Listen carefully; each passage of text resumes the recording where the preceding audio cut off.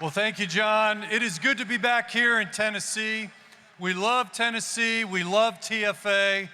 I love working with John Harris. We do a lot of work together, court cases, and I'll be talking a little bit about that.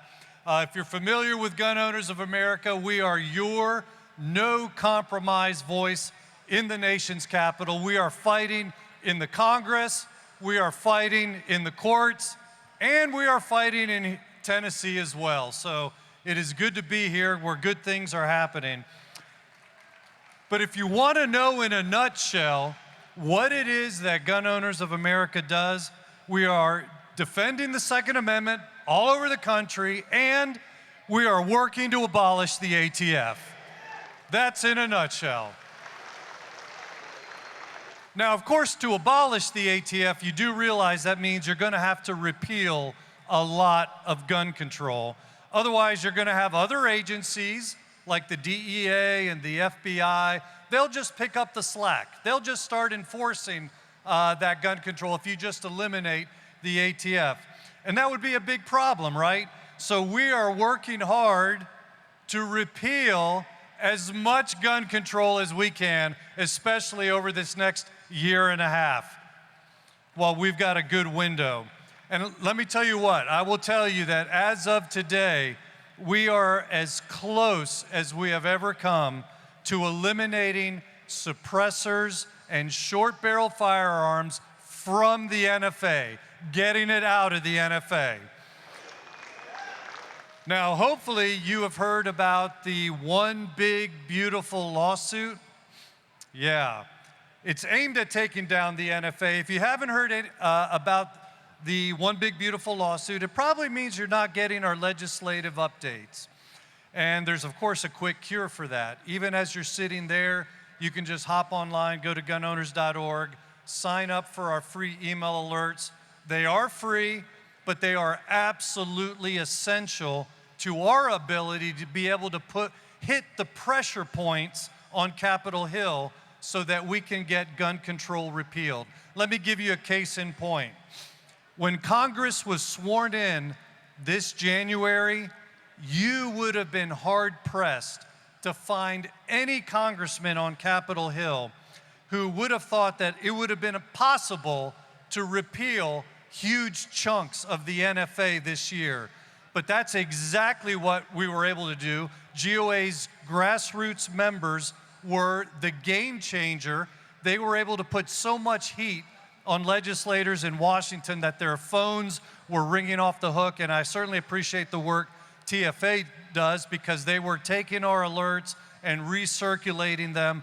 And let me tell you, there was a brief moment this summer when Trump's One Big Beautiful bill had language to completely repeal suppressors and short-barrel firearms out of the NFA. We ended up not getting everything we wanted. We only got the tax reduced from $200 down to $0, so we eliminated the tax, and that was a huge victory right there.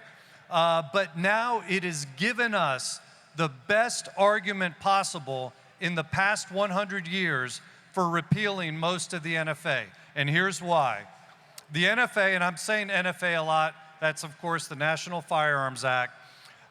It's what regulates suppressors and short-barreled firearms. Suppressors, of course, are very good for protecting your hearing. Short-barrel firearms, very excellent self-defense weapons. Well, the Supreme Court said in the 1930s that it was okay to regulate these items because it was a tax. And because it's a tax, the court said, the NFA was constitutional under Congress's taxing authority. Now, that's what the Supreme Court said. That's not my view, so don't shoot the messenger, all right?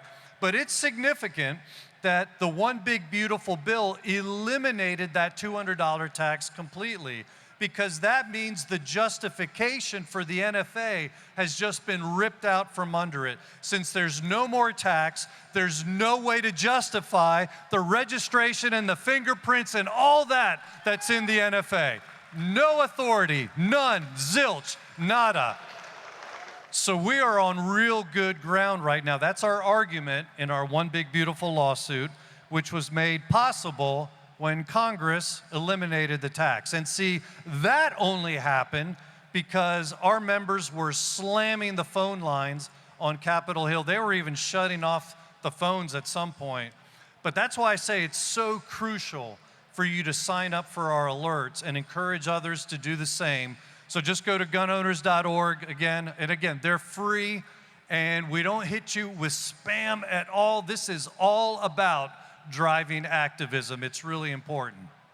Now, that's a recent federal battle. Let me tell you what's been going on at the state level, and you actually already heard a little bit about this, so I think you're familiar with it already. But last year when I was here, I spoke to you about one of our recent lawsuits in Tennessee. We were challenging the gun ban in state parks, and we were challenging the going armed statute. And as you know, a couple weeks ago, we won on both of those. Yeah, so you know what that means. Drum roll, please. No, seriously, drum roll. Give me a drum roll. There we go. Drum roll, please. Yes, Tennessee is now the closest we have ever come. In fact, we're there to making the state full constitutional carry. That is where we're at today. Now, with our court victory, the 3-judge panel unanimously struck down the going armed ban, so police cannot legitimately arrest you for carrying without a permit.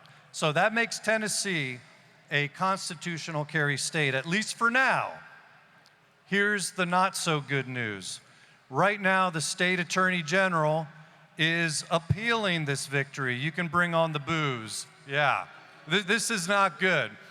Not only is he appealing it, he's asking for the court to stay or set aside our victory during the appeal. So that would mean we would go back to the way the law was before, which means not full constitutional carry. Now, the judge hasn't determined. We just filed our brief yesterday in opposition to this request for setting aside the victory. So we'll see what happens. But right now, as I'm speaking to you, if you're a law-abiding citizen, and I know I'm speaking to a room full of constitutional patriots, but right now you can constitutionally carry without fear of being arrested. So from GOA and TFA to all of you, you're welcome. Yes, you're welcome. But I want to tell you, I want to thank you, because honestly, we cannot do this by ourselves. It is with your support that you keep us on the front lines in the courts. We've also worked very closely, obviously, with John Harris, who is a fantastic attorney, is one of the brightest Second Amendment attorneys in the nation. It is such a blessing and a privilege to work with him. So all that to say, there are tons of people in this room who we are indebted to, one way or another, for being able to bring cases like that to challenge the going armed statute and make this a constitutional carry state. So again, thank you so much for keeping us on the front lines. Thank you to our members, and I've spoken to many of you already today as you've come by the booth over here to talk to us. Now, real quickly before I jump off the stage, and then I've got to do an important introduction, I wanted to make you aware of this book, Armed for Liberty. Now, I was just talking to you about our court cases. Our foundation also produces educational materials, and this here is a student guide for the Second Amendment. I don't know anything like this has ever been produced. I wrote this just this year to educate young readers about our Second Amendment rights from a biblical, constitutional, historical, and legal foundation. And as you can see, it's very thin, so it's a lot packed in here, not a huge treatise, but there's a lot there. This can be a self-study guide for a junior high or teenager, or it can be used as part of a homeschool curriculum or part of a classroom curriculum as part of civil government class. So we have them over there, and I just encourage you to go by and pick one up, and if I'm still here, I will be glad to autograph it for you. So look forward to seeing you over there.